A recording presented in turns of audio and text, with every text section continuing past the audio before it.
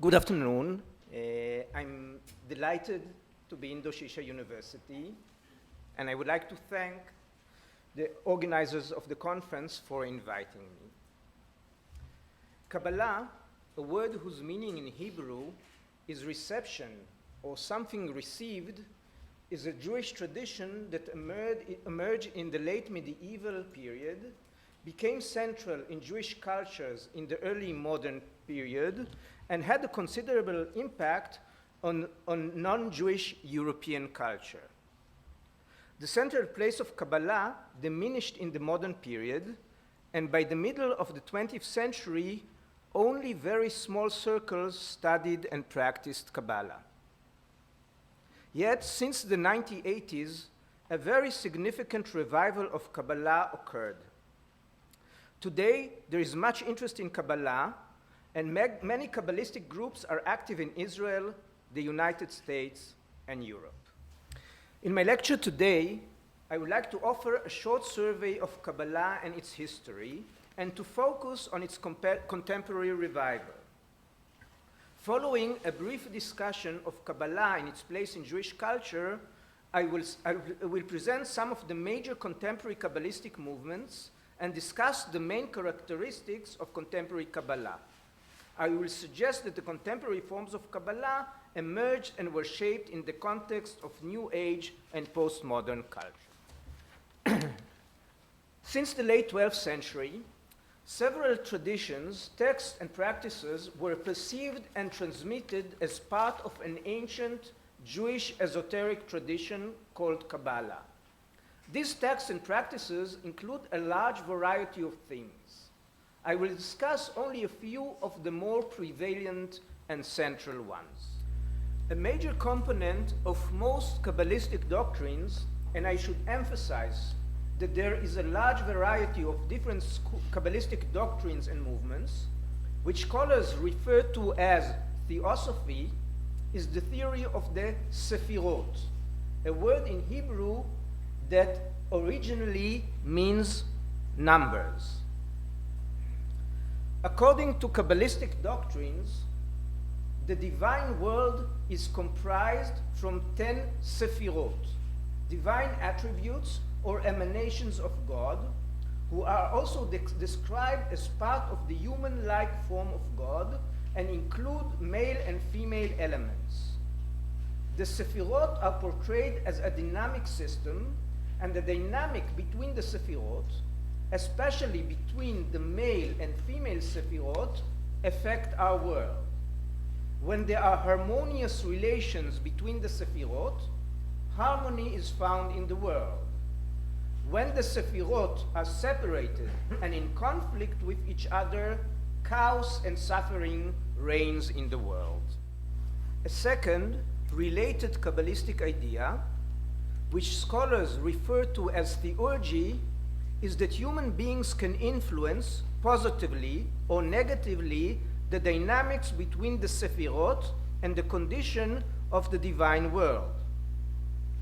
Negative human behavior, moral and religious transgressions damage the harmony of the divine world, distance the Sephirot from each other, and thus bring chaos, suffering, and pain to our world, and especially to the Jewish people.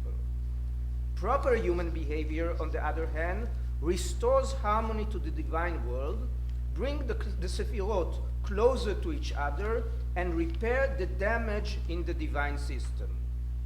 The Hebrew word for this is tikkun, repair. The primary goal of human beings, first and foremost of Jewish adult males, is to repair the divine world, and thus bring redemption to our world. The way to do this is to strictly follow the Jewish religious precepts and ritual conduct. From this point of view, Kabbalah can be regarded as a conservative ideology whose main role was to justify, preserve, and enhance the observance of Jewish religious law, called in Hebrew halakha. Most late medieval and early modern forms of Kabbalah accepted these ideas and hence they are referred to by scholars as theosophical theurgical Kabbalah. Another trend of early Kabbalah, which was developed in the late 13th century, also in Spain, is the prophetic Kabbalah. This type of Kabbalah, which was much influenced by medieval Jewish philosophy and also probably also by Sufism, about which you will hear tomorrow from Professor Sedgwick, is not interested at all in theosophy and theurgy, that is, in the divine system and human influence on it, but rather in practicing techniques for uniting with the divine intellect and attaining prophecy. The techniques for attaining prophecy are comprised mostly of combining and reciting Hebrew letters and divine names. Apart from these major themes of Kabbalah, there are many other Kabbalistic doctrines and practices. These include theories concerning the structure of the human soul, belief in reincarnation, practices of saint veneration, exorcism of evil spirits, called dibuk, writing of amulets and magical use of divine names, practices which are called practical Kabbalah. I would like to turn now to a short survey of the history of Kabbalah. The first Kabbalistic circles appeared in south of France and later in Spain in the late 12th and early 13th centuries. The source and origins of Kabbalah are debated by scholars. Some scholars believe that the origins of Kabbalah are in Gnostic circles, while others regard it as a new elaboration of earlier Jewish ideas from the Talmudic period. Scholars also observed the influence of Neoplatonism on Kabbalah, and some suggested Christian influence. In the 13th century, several Kabbalistic circles were active in Spain. At the end of the century, the Zohar was written. This is a collection of texts, mostly theosophical theurgical homilies on the Torah, which was attributed to the 2nd century sage Rabbi Shimon Bar Yochai. Eventually, this text was canonized and became the most authoritative and venerated book of Kabbalah. At the second part of the 13th century, Rabbi Avraham Abulafia established the school of prophetic Kabbalah, which I mentioned before. Although Abraham Abulafia was criticized and rejected by other Kabbalists, his form of Kabbalah had a considerable influence on later Kabbalistics. After the expulsion of the Jews from Spain in 1492, Kabbalah spread to other Jewish centers to which the Spanish exile arrived: Italy, North Africa, and the Ottoman Empire, including the land of Israel. Several centers of Kabbalah were created in that period. The most prominent one was in Safed in the Upper Galilee. At the same period in Europe, it was there that Rabbi Isaac Luria, who became known as Ha'ari, developed an innovative theosophical theurgical Kabbalistic system known as Luriani Kabbalah, which became the most authoritative and influential Kabbalistic system in later periods. In the picture, you see people venerating Luria's grave in Safed. At the same period in Europe, first in Italy and later in other centers, Christian thinkers began to be interested in Kabbalah and to develop a Christian form of Kabbalah. Christian Kabbalah was based on Jewish Kabbalistic texts and concepts, yet differed very much from them. According to the Christian Kabbalists, the first of them was the famous Renaissance scholar Pico della Mirandola. Kabbalah was an ancient Jewish doctrine that proved the truths of Christianity and could be used in order to convince the Jews to convert to Christianity. During the 17th and 18th century, Kabbalah was dispersed to other Jewish centers around the world and became prevalent also in the large Jewish centers in East Europe. During that period, Kabbalah became known to larger sectors of the Jewish population and spread beyond the elite intellectual circles that studied and practiced Kabbalah in earlier periods. By the middle of the 18th century, Kabbalah became accepted by all communities in the Jewish world. It became the normative theology of Judaism and integrated into Jewish ritual and prayer. The Zohar became part of the Jewish canon, and Luriani Kabbalah was accepted as the most authoritative Kabbalistic doctrine. During the 18th century, three major schools and movements based on the Kabbalah were developed. The most famous and influential of these movements was the Hasidic movement, which was founded in East Europe by Rabbi Israel ben Eliezer, known as Baal Shem Tov, which means one who knows how to use divine names. The movement founded by him spread in the late 18th and 19th century and became very successful. During this period, different Hasidic schools and dynasties developed, many of them still active today. Another school of Kabbalah developed in the late 18th century in Lithuania. The school was founded by the most prominent halachic authority in that period, Rabbi Eliyahu ben Shlomo, known as the Vilna Gaon, who was a fierce opponent of the Hasidic movement. His followers are still known today as Lithuanians or as the opponents, mitnagdim in Hebrew. A third school of Kabbalah was developed at the time in the Middle East by a Kabbalist from Yemen who stood at the head of a Kabbalistic yeshiva, that is a study house in Jerusalem, called Bet El, which became the most famous Kabbalistic school in the Middle East. All of these schools accepted the authority of the Zohar and of Luriani Kabbalah. Yet each of them emphasized different aspects in their doctrines and practices. The Hasidic movement integrated Kabbalistic ideas and practices in their daily lives and advocated a popular approach to the Kabbalah. They offered a psychological understanding of Kabbalah which concentrated on human emotions and experiences. The Hasidic movement was divided to different groups, each of them following a different charismatic rabbi called Tzaddik, the righteous one, who was perceived as a conduit between the community and the divine. The Lithuanians, or opponents, developed a very different form of Kabbalah. Their Kabbalah was very esoteric and elitist. It was studied only by a few advanced students and did not become part of the daily life of the followers of this school, although it was integrated within their ethical teaching. The Kabbalah of the followers of Rabbi Sharabi and the Bet El Yeshiva was also very elitist. The school developed a scholastic study of the Lurianic writings, as well as a special form of meditative prayer in which the Kabbalists concentrating during the prayer service on divine names and letter combination.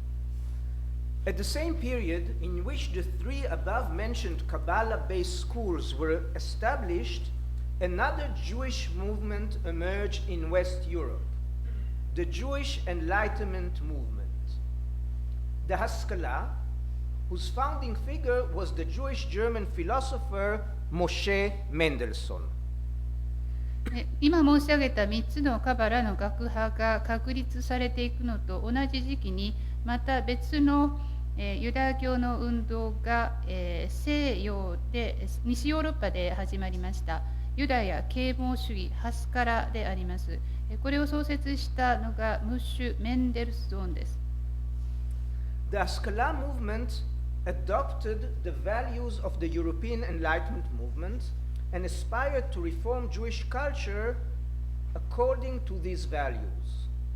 In the context of this endeavor, the Maskilim rejected Kabbalah and Hasidism, which they regarded as the main obstacles to Jewish integration within modern European culture.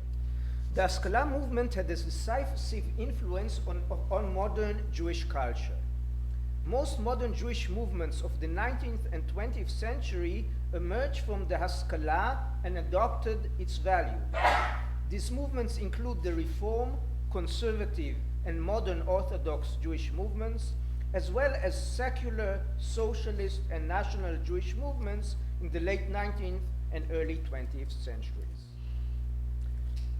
All Jewish sectors that adopted the Western European, modern, enlightened ideas and values rejected the authority and sanctity of the Kabbalah.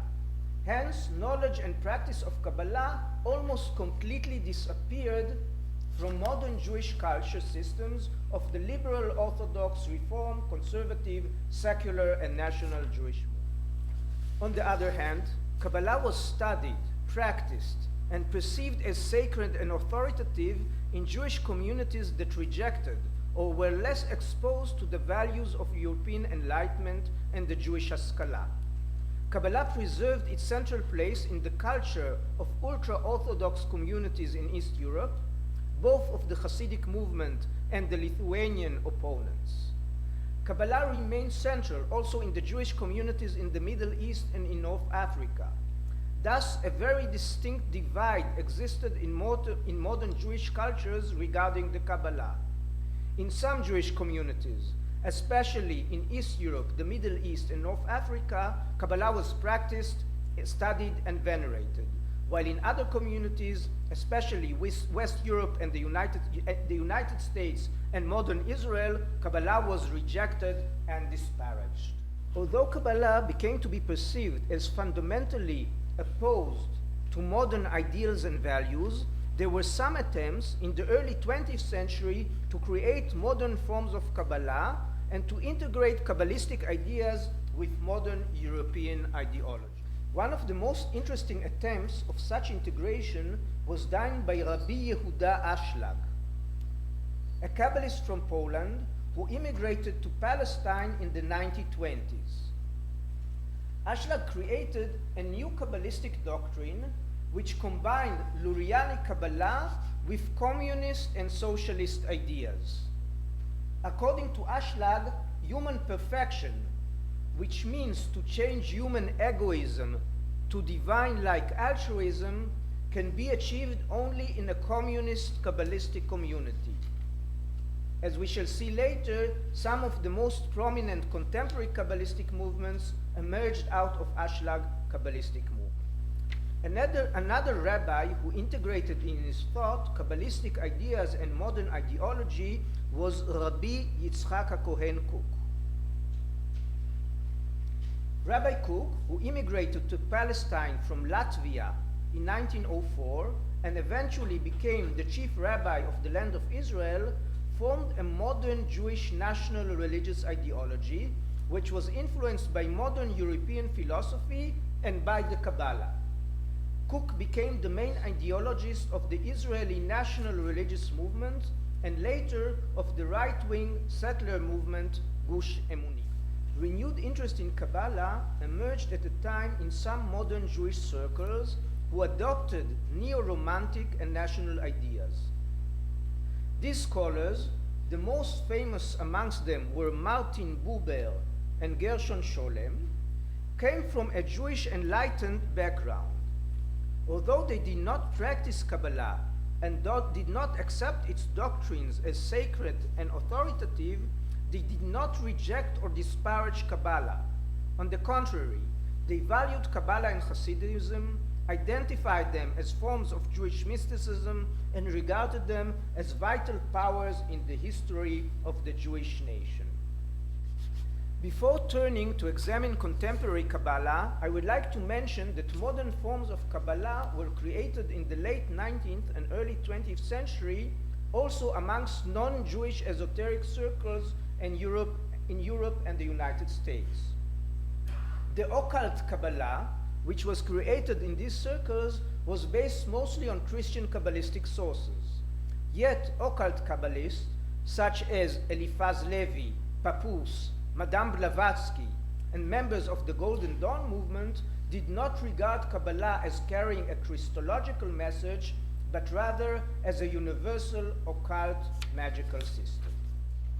I would like to turn now to the contemporary revival of Kabbalah. Notwithstanding the important role Kabbalah still played in Jewish communities in East Europe, North Africa, and the Middle East, and the attempts to create modern forms of Kabbalah in Europe and the land of Israel in early 20th century, Kabbalah and Hasidism became peripheral in Jewish culture, especially after the Second World War and the foundation of the State of Israel. The destruction of the Jewish communities in East Europe, the immigration of the Jewish communities from Arab countries, and the dominance of secular socialist ideology in Israel all contributed to the marginalization of Kabbalah and Hasidism. Indeed, until the late 20th century, it seemed that Kabbalah was disappearing from the Jewish cultural scene. Yet, and in quite a dramatic way, renewed interest in Kabbalah and Hasidism emerged in the late 20th century and is still growing in Israel, in Jewish communities around the world, and in global Western culture. The renewal of Kabbalah and Hasidism comes in a variety of forms and in different sectors. Today, there are hundreds of different Kabbalistic and Hasidic movements. People study different forms of Kabbalah, turn to charismatic Kabbalists for advice and healing, and practice a variety of traditional and innovative Kabbalistic rituals. Furthermore, Kabbalistic themes are integrated in high and popular culture, including literature, cinema, pop music, and the arts. There is a large variety of contemporary forms of Kabbalah and Hasidim, and I will mention only a few of them. Since the 1980s, there is a revival and reconstruction of Kabbalistic North African saint veneration tradition. There are several contemporary Kabbalists of North African origin who are perceived as having supernatural powers. Many people, not only of North African descent, turn to these Kabbalists for advice and blessing and participate in rituals organized by them.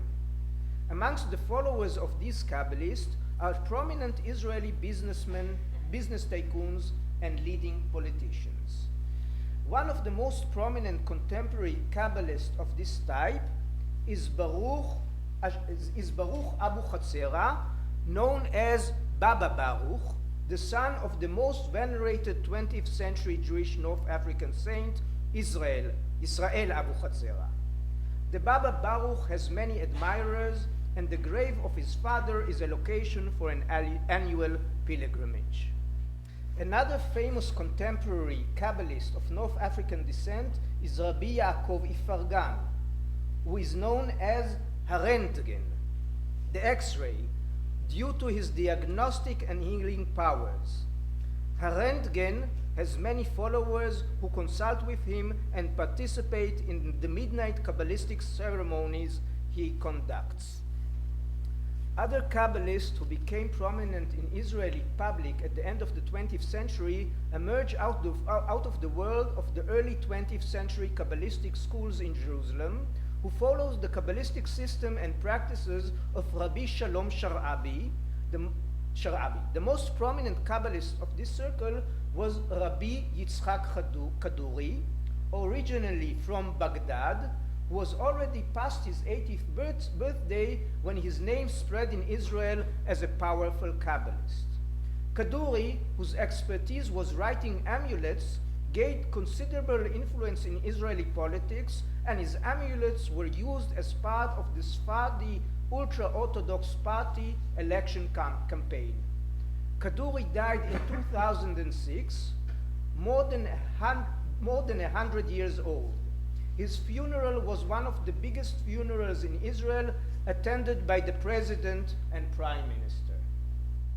Another, much younger Kabbalist of this school is Rabbi David Batsri, who stands at the head of a Kabbalistic yeshiva in Jerusalem. Basri, also of Jewish Iraqi descent, became known in the late 1990s as an expert in Luriani Kabbalistic rituals. In 1999, Basri performed a public ritual in which he exorcised a dead spirit, Dibuk, of a husband that entered the body of his widow. Such exorcisms, which were prevalent in Jewish culture since the 16th century, almost completely disappeared in the 20th century before their renewal by Basri. A few years ago, Basri attempted another exorcism. This time, the possessed youth resided in Brazil, and hence Basri conducted the exorcism ceremony through Skype.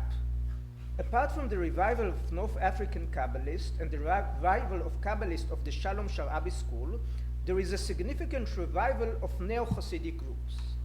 The most prominent and visible of the contemporary Hasidic movement is the Chabad movement, who began already in the 1950s to be very active in the United States and Israel under the leadership of the Hasid rabbi Rabbi Menachem Mendel Schneerson, known as the Lubavitcher Rebbe.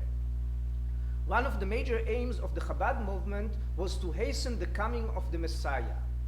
Since the 1990s, many of the Chabad Hasidim identified their aging rabbi as the Messiah, and even today, after his death, they publicly declare him as the Messiah and await his return. Another very active and visible neo-Hasidic movement, actually movements, are the Breslov Hasidim, who follow the teaching and believe in the almost divine status of the early 19th century Hasidic rabbi Nachman of Breslov.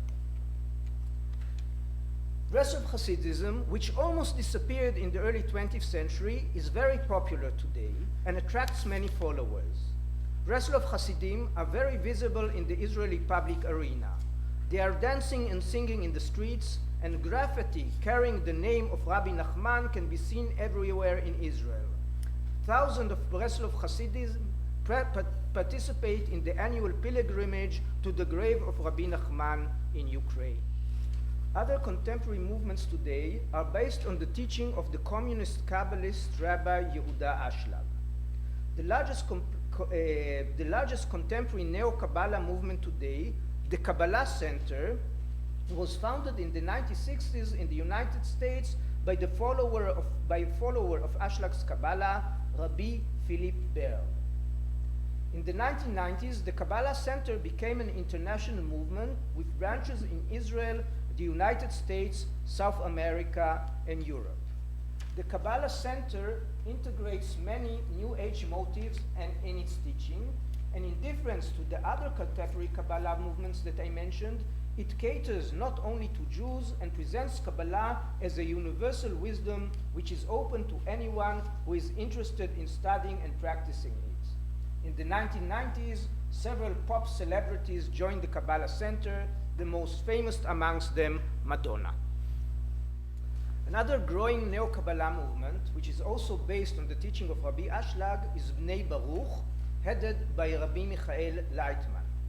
Leitman, who immigrated from Russia to Israel in the 1970s, studied at the Kabbalah Center, and later with the son of Rabbi Yehuda Ashlag, Rabbi Baruch Ashlag. In the 1990s, Leitman established the Bnei Baruch movement, whose center is in Israel, but has branches all over the world, also in Japan, and especially successful in Russian Commonwealth countries. Similar to the Kabbalah Center, Bnei Baruch claimed that Kabbalah is universal and has many non-Jews amongst its members. There are many other groups and individuals who are interested or practice various forms of Kabbalah, but I would like to turn now and examine the characteristics of contemporary Kabbalah and the reason for the resurgence of Kabbalah since the late 20th century. First, it is important to notice the great variety and differences between the contemporary Kabbalistic and Hasidic groups. Indeed, this great variety can be seen as one of the characteristics of contemporary Kabbalah. Never before in history such a large variety of Kabbalistic and Hasidic movements existed. Another characteristic is the eclecticism, syncretism, and hybridity of contemporary Kabbalah. While many of the groups originated in a specific school of Kabbalah, most contemporary Kabbalistic movements integrate in their teaching themes and practices from other Kabbalistic traditions, as well as from other traditions and culture, including contemporary pop culture. This hybridity is also reflected in the social composition of most contemporary Kabbalistic movements, who include amongst their members people from a variety of ethnic, religious, national, and social. Contemporary Kabbalah and Hasidism adopt many themes and practices from previous forms of Kabbalah. They teach about the Sefirot, venerate the Zohar, and regard Lurianic Kabbalah as sacred and authoritative. Yet the emphasis in contemporary Kabbalah is very different from earlier forms of Kabbalah. Theosophical and theurgical elements exist in contemporary Kabbalah, but they are downplayed in most movements. Instead, most contemporary Kabbalistic movements will emphasize the psychological elements in Kabbalah and promote Kabbalah as contributing to individual spiritual well-being. Although many contemporary Kabbalists today observe Jewish religious law, many neo-Kabbalist movements do not present Kabbalah as essentially connected to Jewish law, and as I have mentioned, some of them are open to non-Jews. Another interesting feature of contemporary Kabbalah is its emphasis on the more practical aspects of Kabbalah. Kabbalists today are less interested in the grand narratives of the Kabbalah, in its myths and elaborated theology. Instead of studying, interpreting, and developing new theories, Kabbalah followers today are interested in the healing power of Kabbalah, in the charismatic powers of Kabbalistic saints, in meditation techniques, and in using Kabbalah for personal well-being and spiritual growth. Another interesting characteristic of contemporary Kabbalah, possibly the most striking in comparison to earlier Kabbalah, is its exoteric rather than esoteric nature. Until the second half of the 20th century, Kabbalah was usually regarded as an esoteric, highly secretive knowledge whose study was limited mostly to Jewish males with comprehensive Jewish education. Today, almost all Kabbalistic movements, including the ultra-Orthodox one, present Kabbalah as an open knowledge, approve of the dissemination of Kabbalah to the larger public, and allow its teaching to non-observant Jews, to women, and to Gentiles. Another characteristic of contemporary Kabbalah is its commodification. Although Kabbalah, like any other ideological system, always had its economic and commercial aspects, today the commercial side of Kabbalah is much more visible. Kabbalah today is integrated into capitalistic system, and it is produced, advertised, and sold in similar ways to other material and cultural products.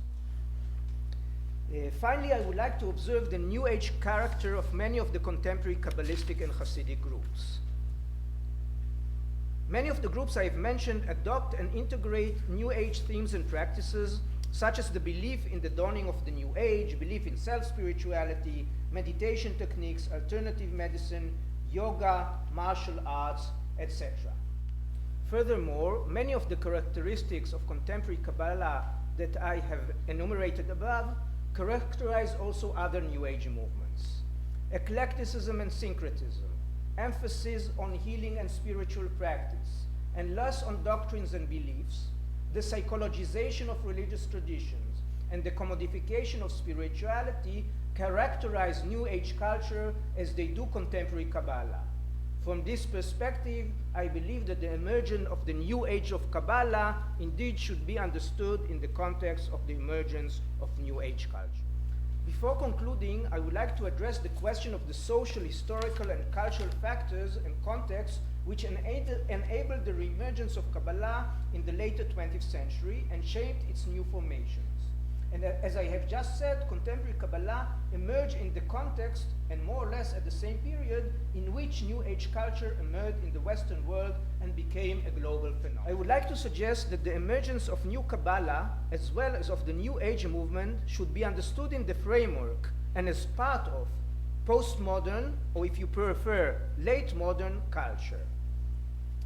Both the emergence of New Kabbalah as well as other New Age phenomena, such as, for instance, Western yoga, Western forms of Buddhism, or Neo-Sufism, about which you can hear tomorrow from Professor Sedgwick, can be seen as related to the weakening of the grand narratives of Western modernity and the interest in alternative spiritual cultures, which were marginalized or ignored by the dominant ideologies of Western modernity.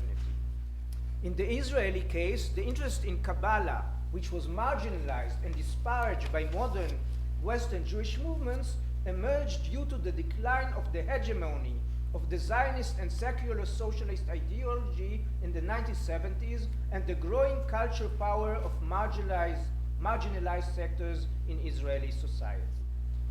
Furthermore, I would like to suggest that many of the characteristics of contemporary Kabbalah can be seen as expression of most postmodern cultural logic. Thus, for instance, the hybrid and eclectic nature of contemporary Kabbalah can be seen as an expression of the hybrid and eclectic nature of postmodernity, whose primary aesthetic forms are collage, montage, and pastiche.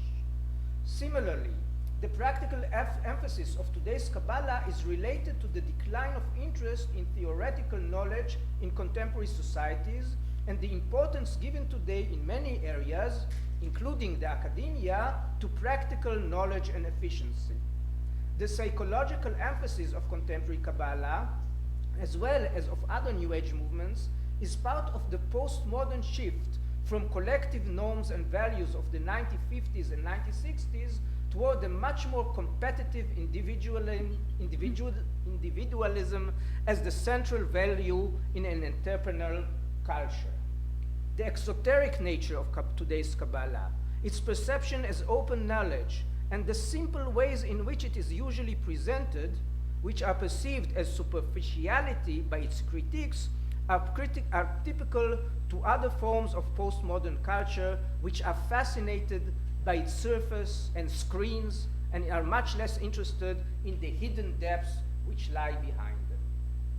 Finally, the commodification of Kabbalah is part of the postmodern expansion of the logic of late capitalism to cultural and spiritual. I would like to conclude. Postmodern culture enabled and enhanced the revival of interest in Kabbalah in Hasidism. Kabbalistic and Hasidic movements, themes and practices which were marginalized and rejected in modern Jewish culture gained renewed cultural value since the late 20th century. The new forms of contemporary Kabbalah are based on earlier traditions and practices, yet they differ significantly from earlier forms of Kabbalah and carry distinct New Age and postmodern characteristics. In 1941, the period in which Kabbalah was in decline, the scholar Gershom Scholem, the founder of modern Kabbalah research, concluded his book, Major Trends in Jewish Mysticism, in these words: "The story is not ended.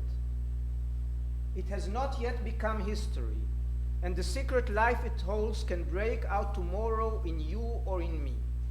Under what aspect this invisible stream of Jewish mysticism will come again to the surface, we cannot tell." Indeed, 75 years after these words were written, Kabbalah is very much on the cultural surface, under New Age and postmodern forms, which Scholem probably could never have imagined. Thank you.